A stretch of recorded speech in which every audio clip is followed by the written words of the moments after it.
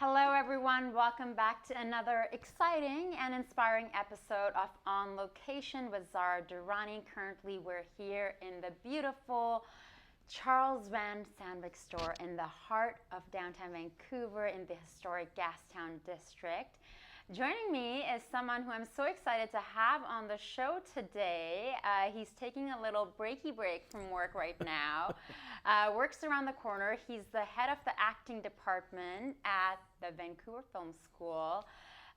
He is a fantastic actor, a playwright, and someone who I've known for quite some time, and I'm so excited to have him join us today to talk about his career, his work over the years, transitioning from acting on camera to voice acting as a playwright, and everything in between. Omari Newton, welcome. Thank you so much for having me. It's great to see you again. Yeah, great to have you here. Yeah. Vancouver Film School, wow, the head of acting department. I mean, if we go like 22 decades ago, I would have never imagined you as like the head of acting department. And here you are. Life is wild. Life is wild in some ways. I mean, although it's interesting, I started off acting in theater, and then I actually moved to Vancouver around when we met, and probably back in 07, 08, probably, around then. But I moved out here specifically to act in film and television, which, as you know, I did for about a decade. But the whole time, when I was pursuing a career both in theater and film and TV, I did teach, and I did coach actors. I never knew that. Yeah, I know. I mean, it started off kind of coaching friends with auditions, and then there was a time where I taught kids acting, and I'd always been passionate about arts education as well as the arts. So it kind of is a natural progression if I look at it in that regard, but I never thought I would be the head of the acting department. It just sort of worked out that way. With everyone who comes on the show, I like to start from the beginning. You know, I like to backtrack a little bit. I know, like, over the years, we run into each other, and I love to ask people how they got started. When did you know you were meant to perform? That this is the career path you were going to choose? Okay. And did you have any sort of feedback that you received from your family? Any questions, concerns? Are you sure you want to be an actor? From my family, there were things such as, become a legal assistant or a dental assistant, at least something with a regular income and job. Benefits. And then, yes, and other stuff you can do on the side. Yeah. I'll give you my Marvel villain origin story. Oh, please do. It's not a villain, but it's an origin story. So when I was a kid, I was born with polyps on my vocal cords. I don't know if you know what that is, but like singers get them sometimes. Like I think Adele had to cancel a tour once because she had polyps in her vocal cords. And it's when you have these growths in your vocal cords, and as a result, I had a really raspy voice. So when I was a kid, I had like one of these voices like this, and I would lose my voice all the time. And I used to get bullied, and I get teased when I was young. I'm talking like 4, 5, 6 years old. And they used to call me horse mouth because I would go hoarse. My voice would go hoarse all the time. And I always loved acting. I loved performing. But because I had this kind of strange voice, I could never really get good parts in the school plays. So I remember my first role, I was cast as a caterpillar in Alice in Wonderland. So I was like the end of the caterpillar in the back with no lines. So it was just all these kids walking around being a caterpillar. I think one time I was also a tree who didn't speak. But then in grade 3, I had surgery to remove the polyps on my vocal cords, and it was successful. And it was like overnight, my voice went from this crackly kind of raspy thing to being more clear and being able to speak. But here's the Marvel villain origin story. I remember my school nurse at my elementary school said to me, "Oh, Mari, like your voice sounds so much better. It's like night and day. The surgery worked. Like, you'll never be like an actor or a singer or anything, but at least now you can talk." Right? And you're like, lady. Well, grade 3 me, like low key in my head was like, "You'll see," right? No, sorry, that was really Marvel villainy. But no, I didn't think in a malicious way. But I remember being like, I'm going to prove you wrong. I'm going to prove you wrong. I'm going to be an actor, and I don't sing, but I don't know if you know this, but I used to rap. I was an MC for many years. I saw that in your bio. I didn't know about that. No. Yeah, I was in a band called Kobayashi. Our stuff is still on. I think it's on like YouTube. You can find some stuff. But we played the Montreal Jazz Fest a couple times. It was a an 11-piece acid jazz ensemble. And so think like the Roots back in the day. And I was an MC. So I can't sing, but I did both work in music. And of course, I've been a professional actor now for many years. So that nurse was wrong. That's how I got Maybe you started. should look her up and send her. But sometimes we need people like that. Yeah. I won't say which school, even though I did mention them in the episode prior. But I remember when I was in acting school, I did some classes around the corner. And several of my teachers, I remember the feeling. It wasn't like they flat out said something to me, but making remarks around, oh, you just look like, more on my physical instead of like you could bring something to the table in that way. And when I had the launch of my first show, Life and Style with Zara, which I produced, and it went on 4 networks, nationally, and it was independently produced. Respect. And I made sure to send them the invitation. And most of them were there. Yes. And one of them particularly sang. And then, several of them I've seen on set other times, and she's like, I knew you were gonna do stuff. And I had Vancouver Sun there and Joy TV and this and that, and I got some weird satisfaction, and I was like, okay. But maybe there was a reason that person was planted. Sure. That they put the fire in your belly for you to be like. So what was it about performing? What was it about being on a stage, having an audience, being someone other than Omari, or Omari as a character, that appealed to you? Well, first off, shout out to the haters out there. I agree with Zara. That's great motivation. From Tom Brady to Michael Jordan, haters are great to motivate you. So anybody watching, it's good.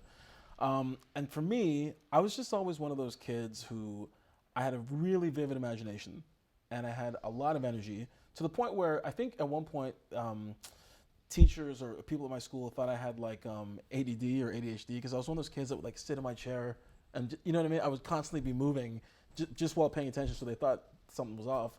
But then I would watch cartoons and try to do impersonations of the voices that I would see in the cartoons. Or I would play, G.I. Joe with my friends, because this is a little bit before video games and Nintendo, where you would actually play with physical G.I. Joes.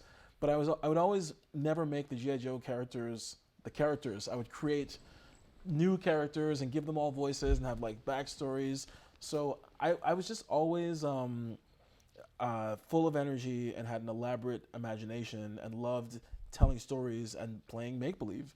So when I started acting, it just came really organically to me. It was just how I used to play for fun. So you're being a kid, and now you're oh my God, can I go to school for it, make money? Sure. Well, especially here in North America. I grew up in Pakistan, so this was not something that, as a kid, that I ever imagined that I would pursue as a career that would help me make a living. Yeah. As my mic falls. Well, I'll cover while you're clipping your mic back on. So interestingly, I actually never went to school to study acting formally. What happened was I was, in addition to all the other stuff, I was really into sports when I was a kid. And I used to play basketball, I used to play football. And I remember one year I quit football to focus on basketball and got cut from my basketball team. So I had this big gap in my schedule because I wasn't playing sports. And my high school drama teacher, her name was Linda McKenty. She's since passed away, may she rest in peace. But she was amazing. Linda McKenty convinced me to try out for the school play.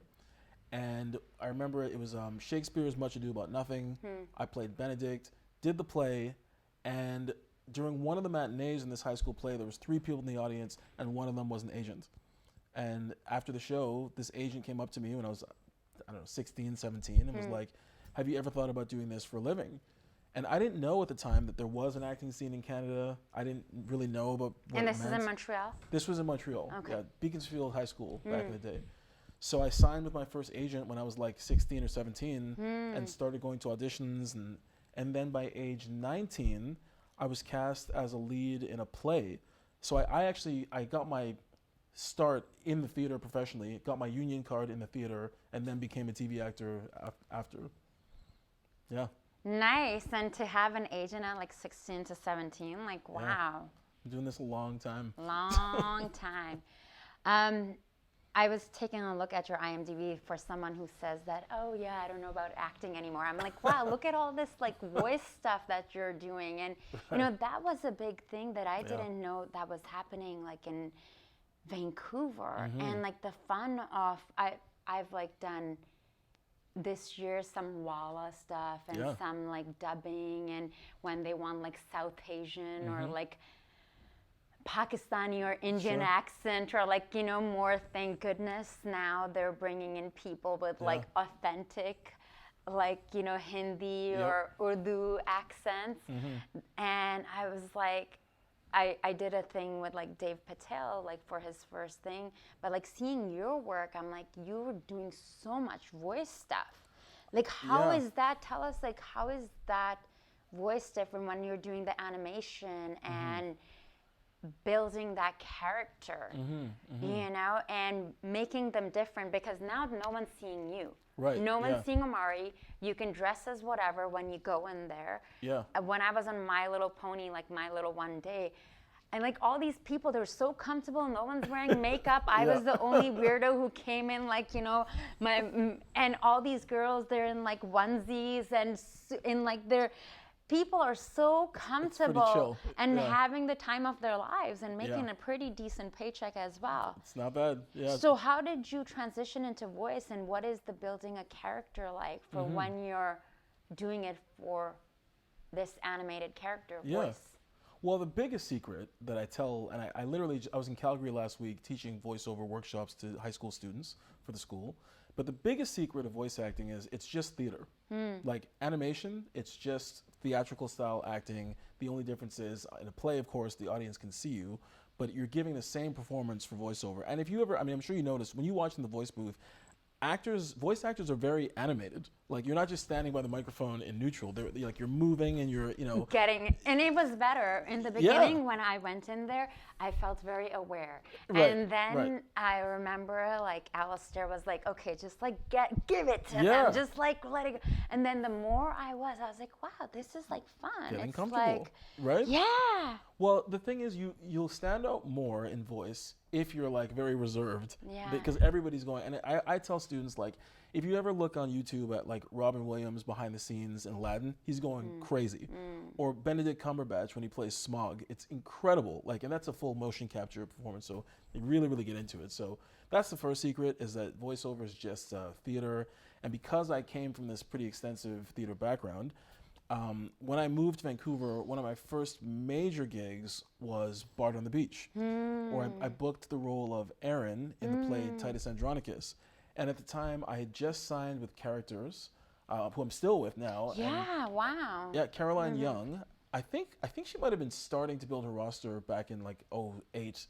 But I invited Caroline Young to come see me in the show because I was part of their principal agency, but I knew I wanted to break into voice. And because Caroline saw me on stage and heard my voice, she knew that I would be a good voice actor. And she's been my agent ever since. It's been almost 20 years I've been with Caroline, and I've just been growing those skills. Yeah.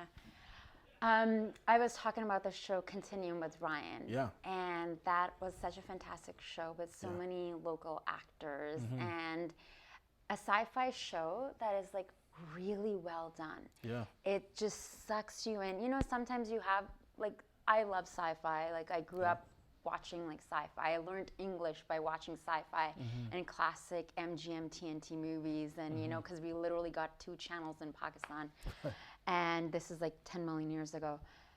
Continuum was so fantastic, and I had no idea you were in this show.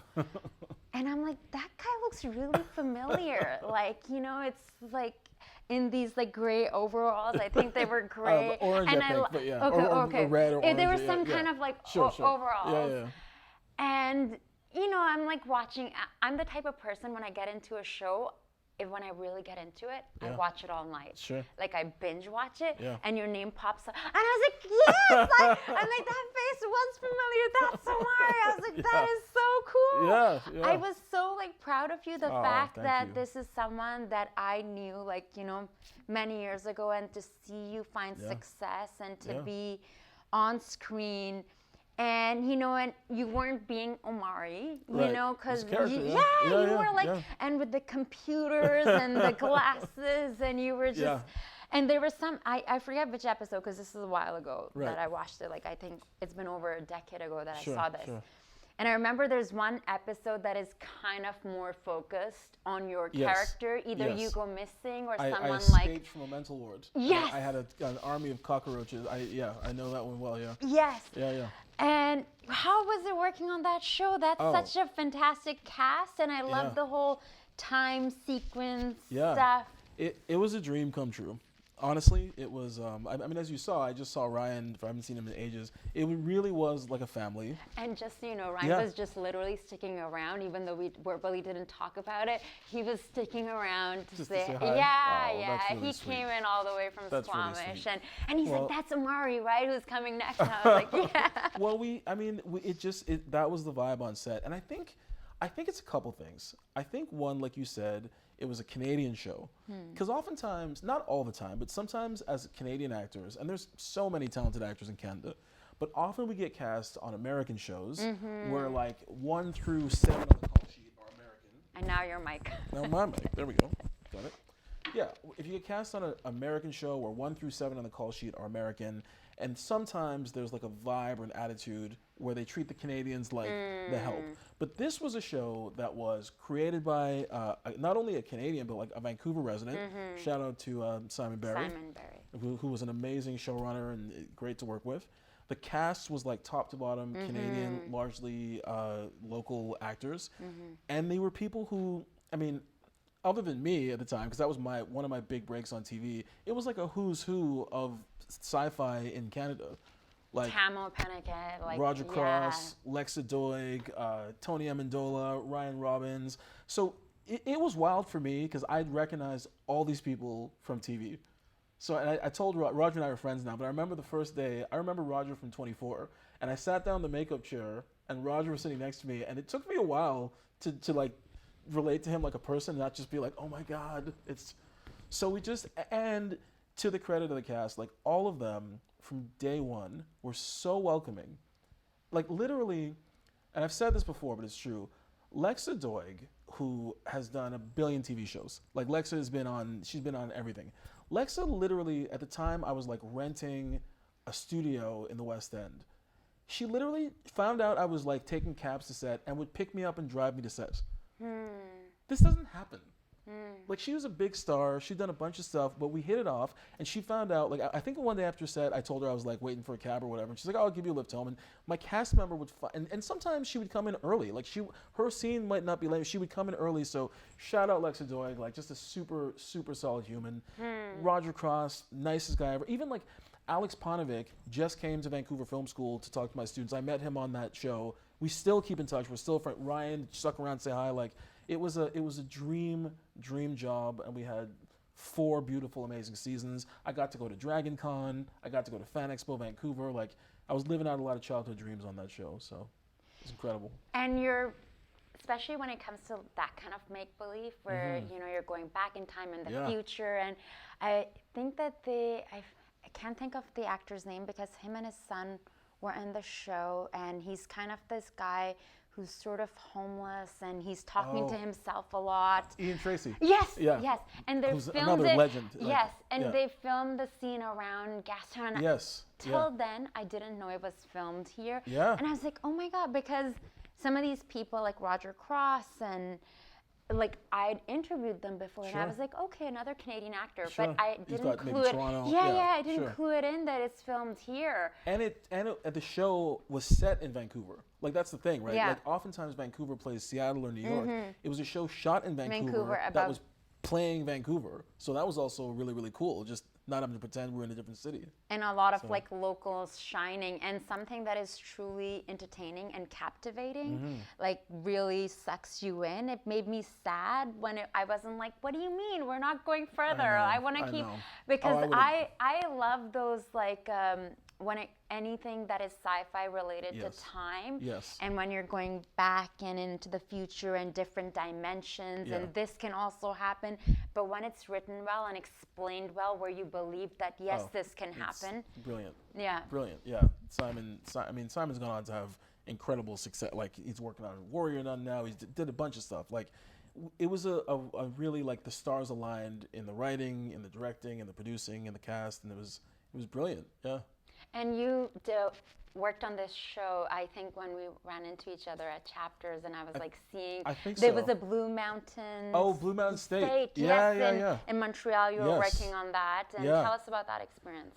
That's a wild story, and I've told some people this story, and I was like, I feel like they didn't react appropriately to how wild of a story this is, but I'll explain. So, I am from Montreal. Mm-hmm. I moved to Vancouver when I was 26, but I'd been doing theater in Montreal, working really hard. Moved to Vancouver to pursue more film and TV. Starting off a bit slow, was doing a bunch of extra work. Then I booked that play, Tennis Andronicus, and then I sent an audition tape from Vancouver to Montreal for this pilot for this Spike TV show called Blue Mountain State. And I remember I had an in-person callback for this role on Blue Mountain State in Montreal. And I just happened to be going back to town because my niece was getting baptized, I think it was. So I happened to be going back to Montreal because I wouldn't have been able to afford flying back for a callback, but the director and producer were there. So I happened to be back in town, and I auditioned for this TV series, Blue Mountain State, and I ended up booking the gig, right? This was the pilot at the time. We didn't know it was going to go. Here's the part where it gets crazy, right? Book the pilot, goes really well, pilot gets picked up, we go to shoot the series now. Awesome, right? So I show up to wardrobe, and I learn that we're shooting at my old school, at my old college. It's shot at John Abbott College, where I was a graduate, which is like 5 minutes from my parents' house, right, where I grew up. The uniform we're playing in, I used to play football back in the day. The uniform we're playing in is identical to the uniform that I used to play in when I lived in Montreal. My character plays the same position and wore the same number. No. I swear to God. No. And I've told people this story, and they're like, oh, cool. And I remember I told some castmates, and they're like, oh, cool. I was like, what do you mean, oh, cool? It is a big deal. It's insane. This is manifesting in synchronicity at its finest. But it was to the point, Zara, I swear to you, I thought I was being pranked. I thought that it was like an elaborate setup, and they were pretending I booked a TV series. Did you have like moments like this, like somebody pinched me, like you're on set and you're just like, it was surreal. Is this surreal. Is this life? Like, so what do you think? How long did you work on that? Because I remember when you were posting about it, like through Facebook. You know, through Facebook you see people's success, and I was like, oh my God, this is so fantastic. Yeah. Look at you up there. I think I was like at an airport or somewhere where, you know, or where I saw you on TV, and I was like, man, because I remember when we were doing background work on Fantastic Four. Fantastic Four, you know, like, and then to see, because it's really great when you see people when they're getting started, which I feel like, you know, from the beginning of your Vancouver journey. That was the beginning of my TV career. Yeah, and then to see you in Continuum, and then you were posting about Blue Mountain. I was like, wow, because to me, I'm the type of person who believes that if someone I know has had the success or had found this, then that means I'm going to get... it's possible. Totally. And I will have some of this as well. Totally. Because then it means there's plenty of it to go around. Yes, I there's also, a path. Yeah. Well, so what was that whole experience like? Walk us through. It was, I mean, actually, interestingly, Blue Mountain State came before Continuum, actually. That was my first big break on TV. And it was, again, like, knock on wood, it was a dream experience. Like, I just got really lucky. My character was the best friend of, like, the main guy, who's Alan Richson, who I haven't seen in a while, but, like, he's a great dude. He's currently playing Jack Reacher on the Amazon series Reacher. But we were best friends on the show. Great dude. And I got to work with these, like, great Canadian and American actors. And it was really, like, my intro to acting in television. Like because I didn't, at the time I did a lot of theater, but I kind of learned by watching them, and my character only had a couple lines per episode, but I was in a bunch of scenes.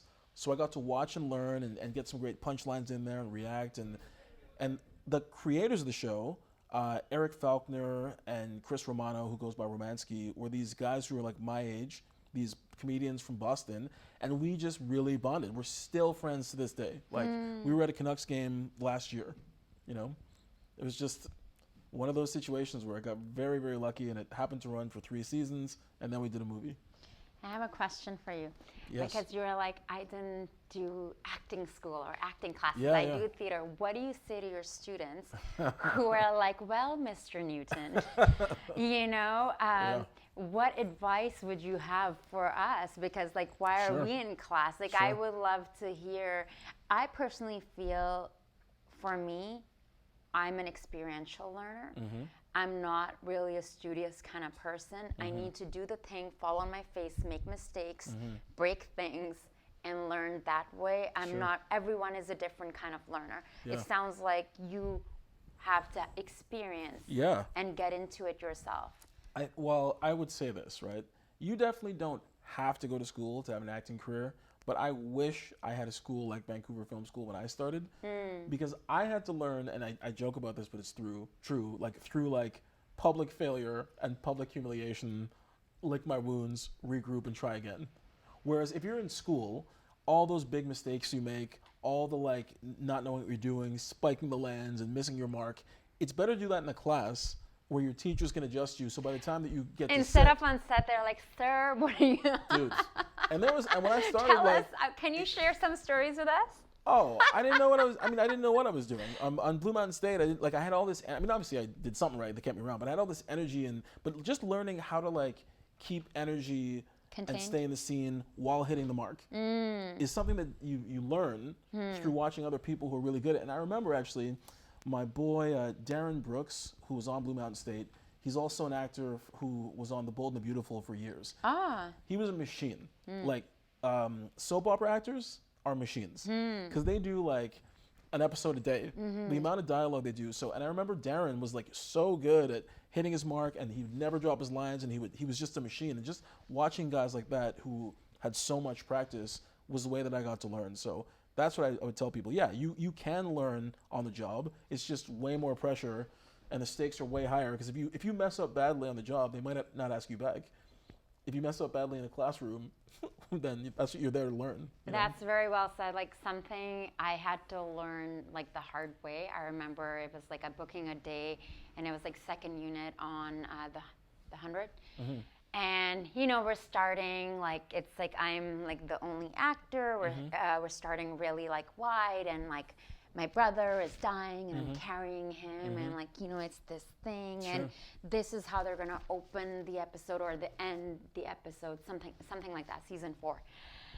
And they're doing these like master like crane shots, and I'm just like so in it because the executive producer was there, and it's all like sand, you know, like in Surrey, and so no one's like coming to tell me stuff.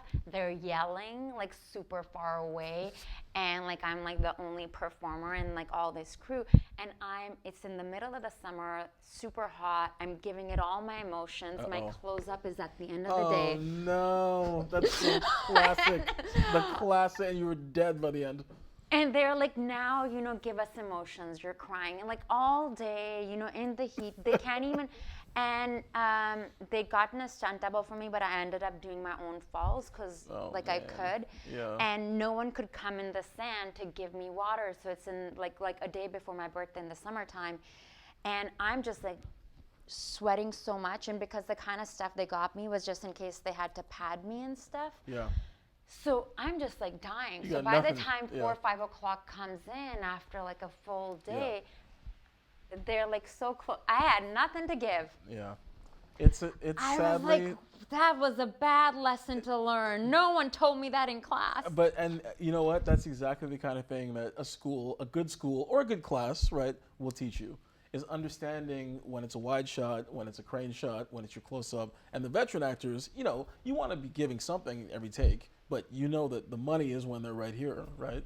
But that's what you learn in school. Yeah. So I'm assuming, like, to tell us about your involvement. I mean, we'll jump back to your acting and your voice career, because I'm very fascinated about your voice work, and of course your work as a playwright. I see you talk a lot about that on social media.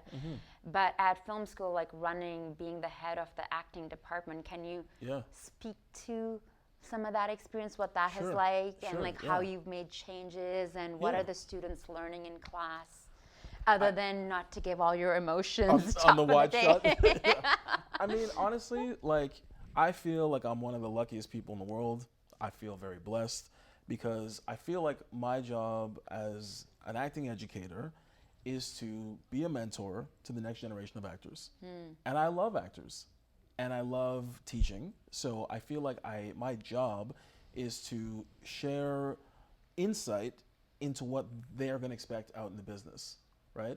And what I really, really have worked hard to do, and Vancouver Film School has long been a great school. Like my dear friend Jennifer Clement was the head of department before me for 15 years, and I'm there now. And I try to continue a legacy, which is creating a home for actors. Like, to me, I want it to be a safe place. I want it to be a place where people can take risks, but in a way that they know they feel supported. And I want it to be the type of school where 5, 10, 15, 20 years after people graduate, they come back and visit. If they need to use a room for self-taping or for recording, they can use it. Like, I really want to create a lifelong home for actors. So that's what we're working on. Sounds like you're very, very passionate, and you're bringing in, all your friends from all the shows you've worked on. Yeah. And, and I think I like being in class with teachers or getting coached by teachers. Now that I have your number, I'll be like, hey, Omari. Hi, I need to put this on tape.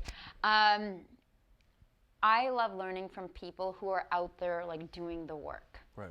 And like I've been in class with like both, but I think there's something truly remarkable when someone's out there, whether directing or writing, or they're just involved, where it's not just about, excuse me to say, collecting a paycheck. It's also about like, you're creative, you're an artist, you're a performer, you're doing that, but you're also here teaching it. Totally. Because you love performing and the craft and creativity so much. Yeah, for sure.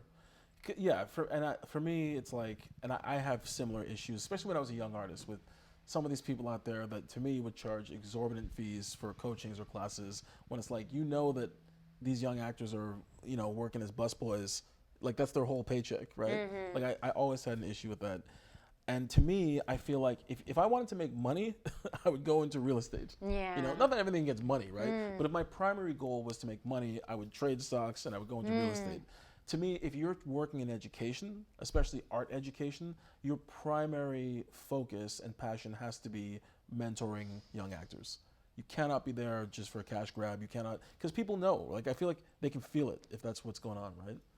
So we're really trying to create an environment of people that are just there for the right reasons, and I think we've done a good job. Question. Yeah. For the school, do you guys also have, out of curiosity, classes that are more like part-time, someone wants to drop in? Oh, tell us more. So now I feel like I'm doing like a commercial for the school. This is for me. No, I'm I curious. Know. My boss will be very happy though that we're getting this in there. So we have short track, we have something called VFS Connect. Okay. And this is like online short track classes. So in fact, actually, right now on Udemy, we also have a voice acting class that is co-created by myself and Marika Hendricks, who's incredible. Well, Marika Hendricks and Roger Harris. Marika's an amazing actress, done a million different things. Roger Harris is a director. And I'm one of the hosts of this workshop. You can do it on Udemy. It's online. You can learn. It's asynchronous, so it's not like the content exists online. You do it at your own pace. Or VFS Connect, that's done more over Zoom, and it's live classes. We have some new ones coming up. Are there any in person by any chance? Not yet, but soon. I like that. Yeah. Because I live a couple of blocks away. Yeah. If it was in person, I'd be like, let's go. We'll have stuff soon. Right now, we are primarily focused on building up our resources for alumni right now.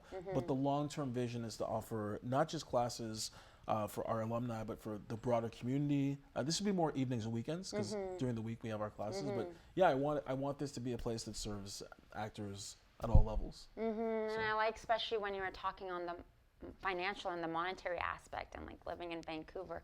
I love Vancouver, but it's like, it's as a performer, like living downtown, it's like ka-ching, ka-ching. I lived in the West End for years. Well, my wife and I recently moved, but I work downtown, so I'm still here like every day almost.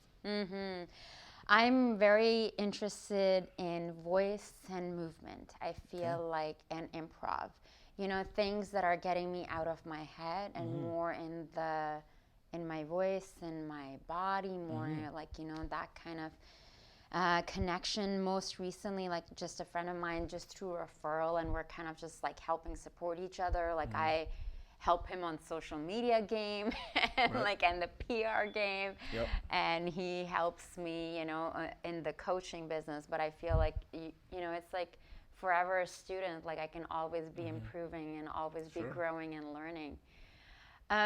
Tell me about, we've talked about Continuum and a Blue Mountain State, and tell me about some moments that you've been on set, whether it was for those shows or a different show, that you had like a moment of, OMG, this is my life.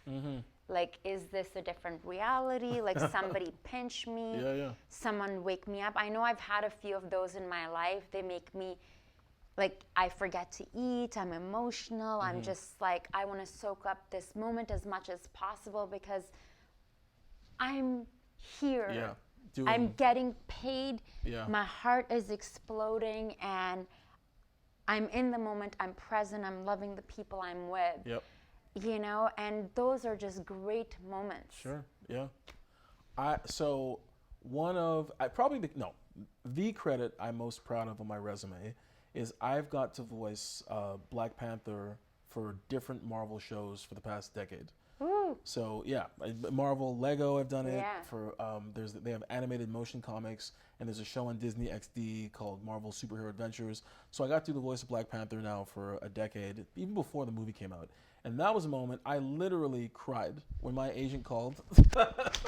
When my agent called and was like, "You booked the role," because as somebody who grew up a nerd and liking Marvel stuff, Black Panther was my guy. That was like the coolest superhero. And I knew, even before the movie came out, what that character meant to me and what that character meant to other young black kids that watch like I grew up watching Saturday morning cartoons, right? So that was definitely and to this day, whenever I get an email from my agent and like Marvel is attached to it, they're like, "You booked this thing, it's from Marvel Studios."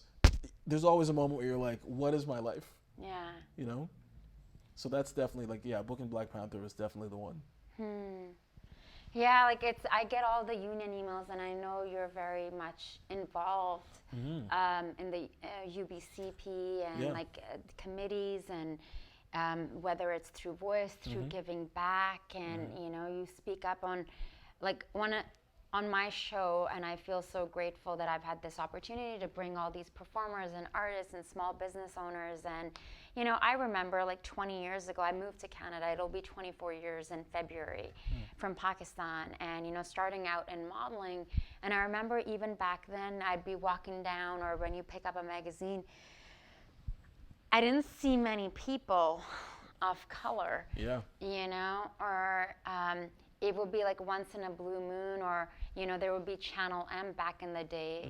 It's not around anymore, where there was a South Asian host who brought me on the show because she saw me an article about me, and I was like, oh my God, there's someone South Asian on television. There was a few other hosts like on the national television. Now there's so many more on CBC, CTV, Global. But times are changing. That now to be a person of color, now it's like, the thing these days, which I'm very grateful about. And we've seen that change over the last 2 decades. And I know that's something that you're very passionate about and speak up a lot about. I would love to hear your input, as a performer, like in front of the camera and behind. And you're doing voice now, but you were, before, like, with the shows that you did, and when you were on stage, how do you feel like where we are today and what it's been like over the last few decades? Well, I feel like we've come leaps and bounds from where we started. I say this a lot because it's funny, but it's also true. If you go to IMDb, I think literally the first 2 credits on my resume are Thug Number 1 and Slave Number 2. Like, actually, it sounds like a punchline, but those were the first roles I booked in like Thug Number 1, Slave Number 2. So even like getting to play like on Continuum, this scientist who was like the brains of the operations. Smart. Even that was like such a big departure from the roles I started off playing. And I just feel like as a writer and as an actor, there's just much more of a hunger for stories that actually represent Canada or the U.S. as we know it. Whereas when I started, it was a very limited, stereotypical vision of what people of color were and what they could do. Now we have, of course, tons of BIPOC storytellers and just more interesting stories to tell. Mm-hmm. Yeah. And so grateful for, like, you know, it's like we have funding for those projects. And, you know, there was a time like I was so excited to live in France and have my life in Europe, but I'm like, no, as an artist, like the support that I'm getting here in Canada, like I can always go back to Europe, but I feel so supported now. And, you know, it's taken like quite some time, but I'm so proud and excited that I get to see it in my time. And, you know, and that's the reason why sometimes I also book jobs and like people will tell me like I fought for you to MC this event because, you know, versus, you know, this other person, like I saw you there and I wanted you to have the job, and I'm like, man, that feels really, really good. Tell us about some of your work as a playwright. Like, wow, that is a bit of a transition. And, you know, when did you decide that you wanted to, you know, put on that hat? Well, it's interesting. Like, I started writing plays when I moved to Vancouver, basically, and it was connected to what we were talking about. I just didn't see people who looked like me on stage in Vancouver, and I didn't see stories that represented my experience in theaters. And my dear friend and mentor, Diane Roberts, who at the time was the artistic director of a company called Urban Inc., which was actually founded by Marie Clements, who, of course, wrote and directed Bones of Crows, which is all over Canada right now, which I had a small role in because of my relationship with her through the theater. That's a whole other conversation. But my friend Diane was like, if you're not seeing the stories that you want to see on stage, you should write. Like, what would you want to see? And my first play was called The Lamentable Tragedy of Sal Capone. It was a hip-hop theater piece that was inspired by the real-life shooting of this young person of color in Montreal named Freddie Villanueva. And so the play was about this hip-hop group whose DJ gets shot by the police, and it's the friends in the group dealing with the aftermath of the shooting of this kid. So that's what inspired me to start writing plays. And my latest play, my wife and I co-wrote, called Redbone Coonhound, is about language and about how like different words impact people differently, and it's inspired by our lives. Like, it's about this interracial couple, a white woman and a black man, who were out walking their dog, which we were, and this dog comes up and starts paying attention to them and sniffing them up and down, and they ask what kind of dog it is, and the name of the dog is a Redbone Coonhound, which, for those listening, like, that's a real dog name. And for those who don't know, Redbone is kind of a slur in the black community where you call a mixed race black person red-boned. And coon, of course, is a racial slur. It means you're a black person who's like sold out your own people for your own gain. So to me, I heard Redbone and coon. I was like, what is this dog's name? And my wife just loves dogs. And she was like, oh yeah, that's the name of a dog. So the play explores the complexity of language and how it impacts people. So most of the stuff that we write is about the world that we live and like perspectives that we don't necessarily see on stage or in TV. So I love that, because now I remember I was at the Vancouver International South Asian Film Festival, founded by Agam Darshi and Patricia Isaac, and it's still in the back of my brain to get into writing. I don't know where to. I found like interviewing people and all of this, talking to them easy, but I feel like the writing part is something I need to get to, where it's like, what kind of story do you want to tell? And I was very astonished and also inspired when I saw on social media. I was like, oh, wow, you're getting behind the scenes, because I remember being at this first ever Vancouver International South Asian Film Festival in 2010, and Monica Dio, who was on Much Music. I remember Electric Circus, right?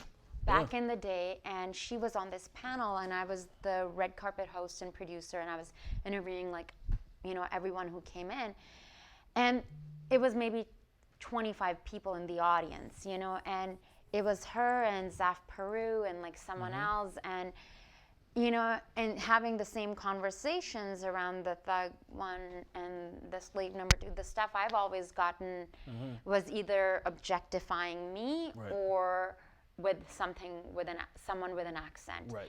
I was grateful for the job, grateful to get the credit, grateful for the nice check that I got. But I remember her saying, you're going to have to get out there. And I felt she was speaking at me, but someone else asked the question, and she was like, you have to get out there, create the work, create the project, put yourself in it, put your friends in it. And I remember thinking, how will I ever do that? I don't know how. But at least that led to me starting to host and produce and be like, I'm going to put people in the show and have a say in it. And who I feel, you know, get a platform, amplify voice to people that you think should be heard. Exactly, and especially more diversity, because I know, especially as an immigrant, and especially when English was not my first language, and like, you know, trying to cover up my accent and like all these different things. And, you know, it's so fantastic to see someone that I know find this success and then be in front of the camera shining, you know, as a voice actor, and then the work that you're doing at Vancouver Film School and getting behind. What advice would you give to someone, like actors or performers who are watching, other than going to VFS? What advice would you give to them, like as if you were talking to the young Omari at like 18, you know, that you would give to the young Omari? I would say, you know, you should have the curiosity and the humility to keep learning, but also the confidence to know that the people who are currently doing it aren't much smarter than you. They don't have some supernatural talent that you cannot also have. They've just put in more work, and they've understood the craft more, and you can get there if you put the work in. Because I think a lot of people of color in particular internalize this idea that we're not good enough, or that this is like rocket science and how could we ever do this, and it's not true. Like I feel like if you get the opportunity and you make the most of it and you put the work and you put your reps in, you can do anything. Just sometimes for reasons that maybe your family couldn't afford to send you to art school. Maybe you had to work instead of you couldn't just focus on your audition because you had to go to work or whatever. Just know that you're good enough and you're smart enough to accomplish whatever you want. You just might have not have had the opportunity yet. And if you really want it and you keep at it, you can adjust the conditions so that you can take advantage of those opportunities. I know it's kind of a long answer, but no, I love that. That leads me to, would you say you've always been a very confident person? I find like when I speak to a lot of like whether small business owners or artists, whether it is someone who paints or draws or writes or performs, you know, there's always that inner critic. I know for me, my inner critic, depending on, you know, what I'm doing, like in the moment I can be like, oh my God, this is great. And then afterwards I'm like, I could have done this and this and this. Like, I love asking people how they deal with that inner voice, the inner critic that comes up. Like, what is there? Is it like journaling or meditation or workout or running or self-talk or just like pretending it doesn't exist? Like, how do you deal with that inner critic, especially as a performer and with rejection? You know, the amount of rejection performers receive. Right. So it's kind of a funny answer. It's a big no, but okay. In the past, I've answered this question, and I've named specific shows, but I'm not going to name specific shows. But I'm going to make my point specifically, right? Everybody knows the types of shows that shoot in Vancouver. I'm not going to name them, but we know there's certain networks that do things very quickly, and the quality of their shows is questionable. I remember even when I was doing extra work, I'd be on set doing these shows, and I had enough honesty with myself to be like, this person is not doing anything that I can't do. This is not rocket science, right? Now, if I was on set with Daniel Day-Lewis or if I were Meryl Streep, I'm sure I'd be my mind, but I was like, this is not rocket science, right? So I remember just with my own two eyes being objective and watching work that was happening and knowing the disparity in pay between me doing background and this person, I'm like, this is not a magician, I can do this, right? So that gave me the confidence, because I was there on set watching their work, to know that if I got the opportunity, I could also do that, right? Did that answer the question? It totally does answer the question. So it required like, but also some self-talk and like conviction inside of you to be like, yes, like I've had those things too. And I've also had things where I get envious. And I've had to be like, okay, my time is going to come. And I'm going to do things that are going to make me proud, or I'm going to put myself in places and situations where I'm going to have wins, or creating like my own thing. So for example, if you're up for a job and they're saying your PIN, they really want you, and then the call comes, oh sorry, they decided to go with this. How do you deal with that? I'll tell you how I deal with it, and then I would love to hear your answer. Well, at this point in my career, I don't really care. And okay, I'm gonna get philosophical and a bit dark. Go ahead, I like it. Tell me. My favorite comedian of all time is Norm Macdonald, right? I love Norm Macdonald. May he rest in peace. And I don't think he made up this quote, but I saw him say this in an interview, and it's true, and it's very liberating. But if you believe that the universe is infinite, right? Like the world will continue to go on long after I'm gone, after you're gone, after anything and everything, any fraction of time measured against infinity equals zero. Do you know what I'm saying? Like, even if I live to 100 years old, 100 years when put next to infinity, which the universe is zero. It's nothing. And if you, it's going to sound funny and kind of dark, but if you walk around knowing that, how insignificant and inconsequential all of this is, what a miracle it is that we're even here, right? That we're in this room right now, that you've got this money to do the show, I got this job here. We're all blessed all the time to even be here. We're specks in the theme of the universe. Everything becomes kind of funny, and you just kind of try to live in the present and enjoy the experience. That's how I deal. So I'm like, I didn't get a job. Cool. There's not a war happening right now in my city. I have food.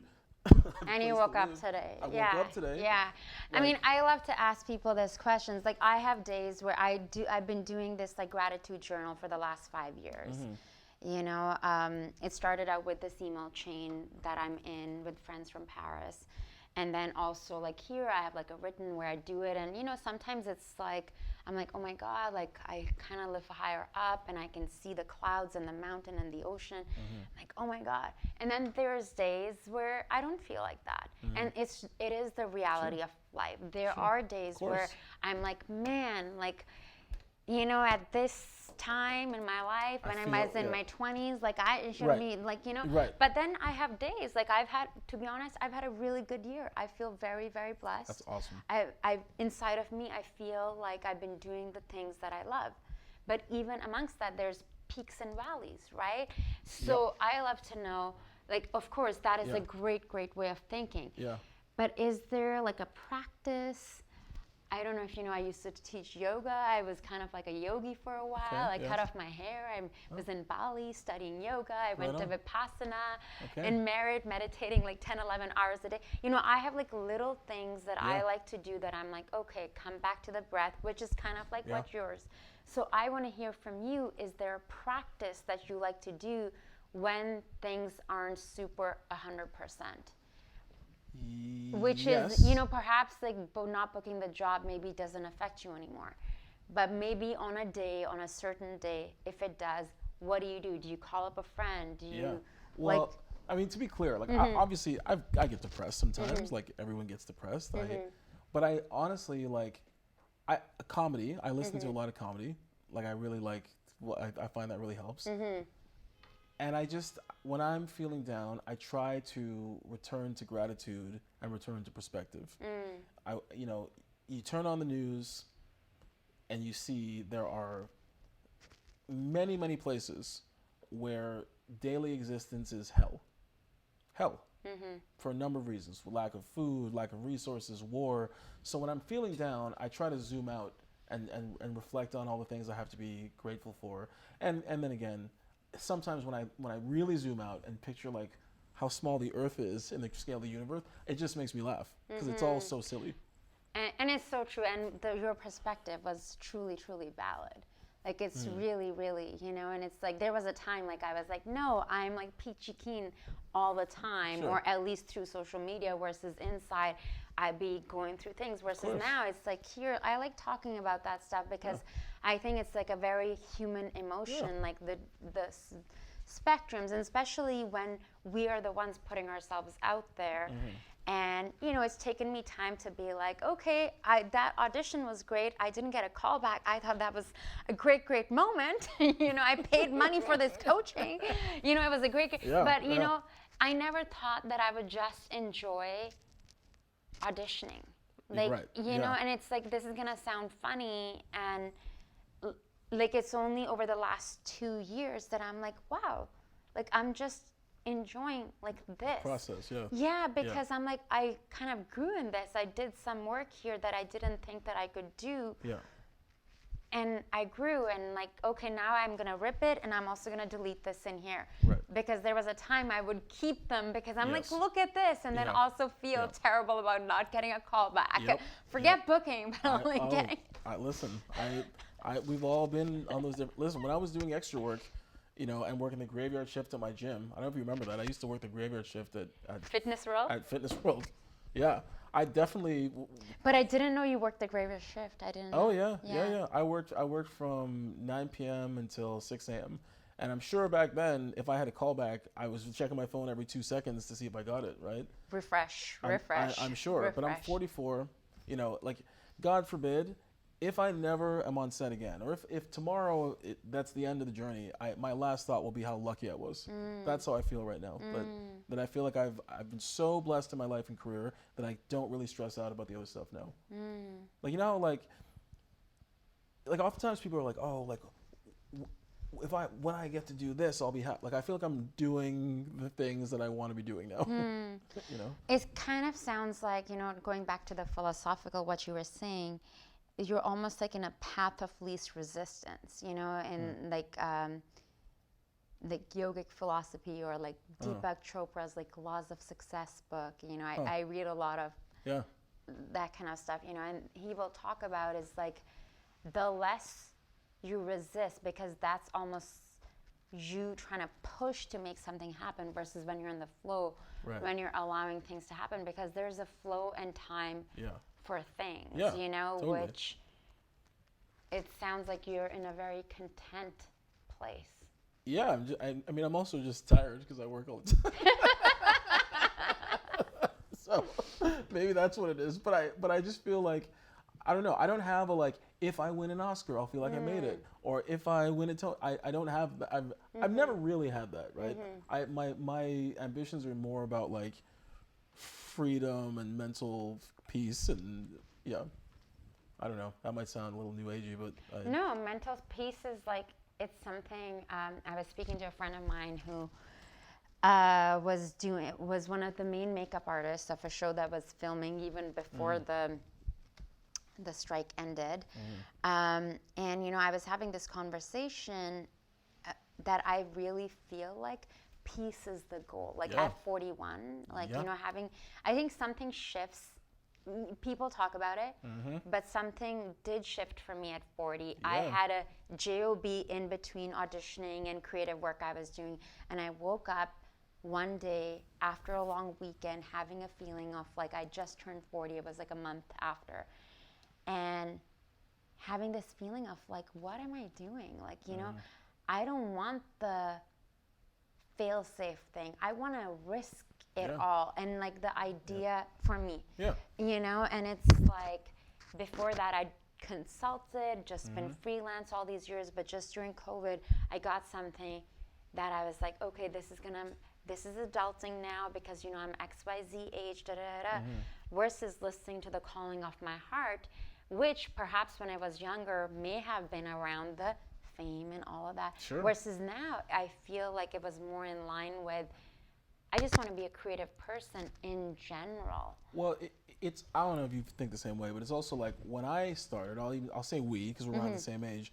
We started pre-social media, right? And let me know if we're at time. MySpace. There was MySpace. There was MySpace. Yeah, but like, or starting out. Just starting. But nobody in the 90s, when they had a dream to be a creative or to be an actor was thinking about followers or influence. Yeah. And I know now this sounds like some real back in my day, but it's true, right? When I started acting, my heroes were De Niro and Pacino, and I wanted to like transform. So it's also the business has changed so much too that I don't actually know if I would pursue an acting career. If I was 18 now, I don't know if I would pursue an acting career. You know what I mean? Like it's a very different business than it was when I started. I'm very blessed. I'm happy that I'm in it. But part of the reason I pivoted to voice is because I feel like voice is still about the craft and the art form versus all the other things that go with TV that I'm not all that interested in. Yeah. And going back to voice, which I found like, you know, I feel like I've dabbled and done things like here and there this year, and it's just been so. A part of it was, this doesn't matter. Like I'm bringing my experience. Totally.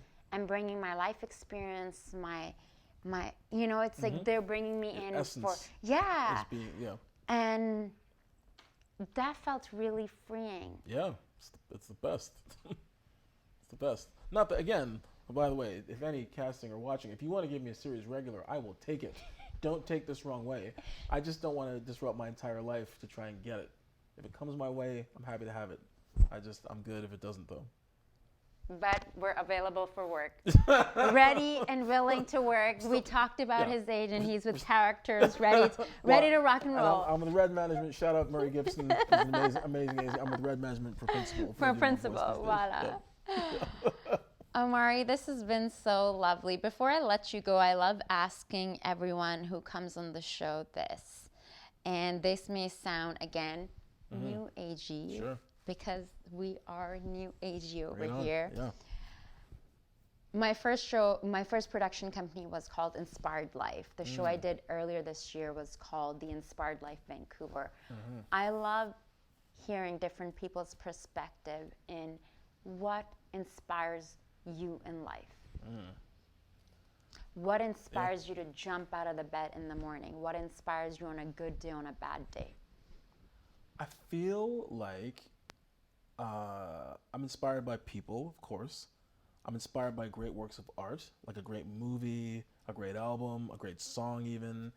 I'm inspired by people who create things without cynicism. Like people who create things not for profit, not for clout, not for fame, but because they have a unique perspective they want to share and they're creating something original that hasn't been done before. That's what inspires me, whether that's art or a great meal or, people who create things with integrity and honesty. From the soul. From the soul, exactly. Yeah.